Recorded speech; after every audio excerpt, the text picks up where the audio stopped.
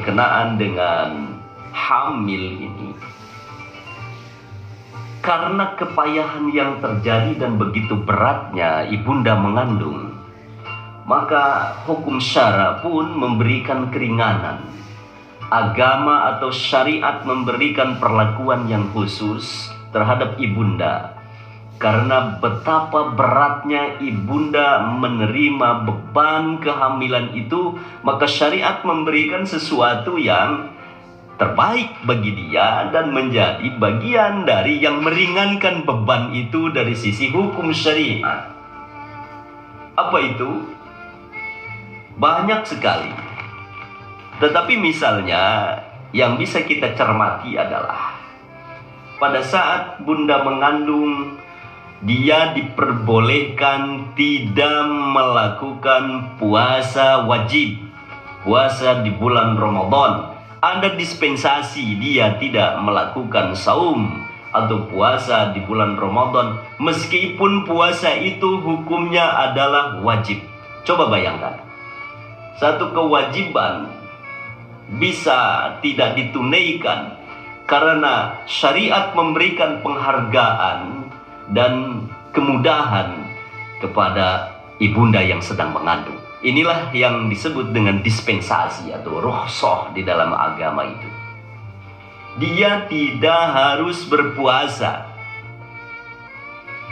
Dia tidak harus melakukan saum bulan Ramadan itu. Tetapi dia boleh menggantinya di kemudian hari. Dan ini terjadi perdebatan di kalangan ulama ahli hukum Islam berkenaan dengan rukhsah atau dispensasi bagi ibunda yang sedang mengandung. Tetapi pada prinsipnya puasa itu boleh tidak dijalankan saat bulan Ramadan, hanya berkenaan dengan konsesinya atau pilihannya setelah kehamilan itu.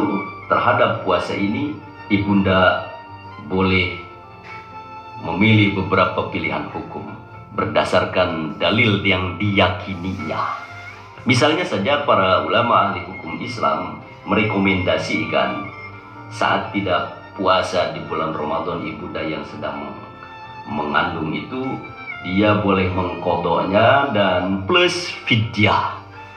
Dia boleh mengganti saum dan kemudian mengeluarkan fidyah, yaitu semacam bahan makanan pokok, semisal beras kalau di kita yang menjadi kekuatan utama, dan atau mengeluarkan fidyah saja atau mengqadanya saja, menggantinya puasa saja. Itu adalah pilihan-pilihan yang memang tumbuh di kalangan ulama ahli hukum berkenaan dengan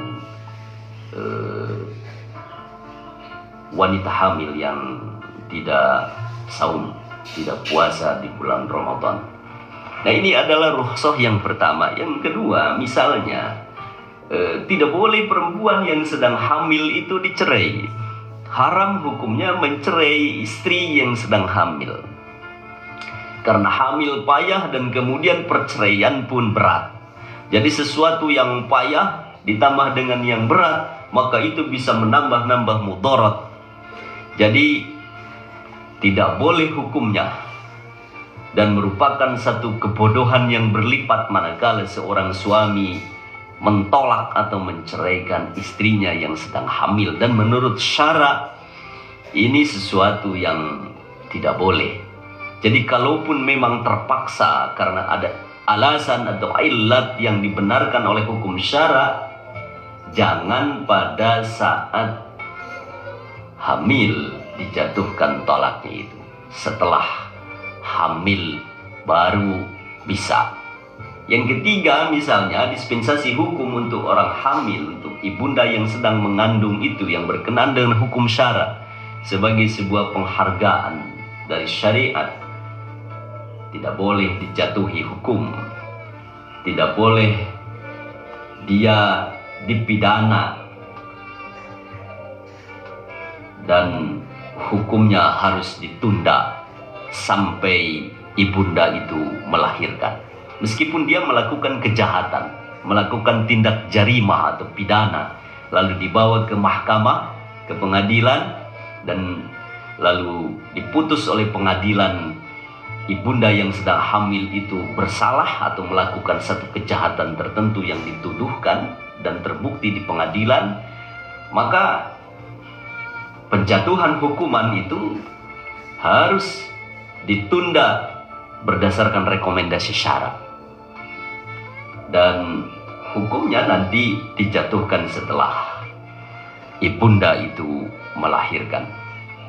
Dan banyak lagi dispensasi hukum atau rukhsah dari syariat berkenaan dengan ibunda yang sedang hamil, yang menunjukkan bahwa betapa syariat itu amat sangat hirau dan amat sangat memuliakan perempuan yang sedang hamil atau mengandung anandanya.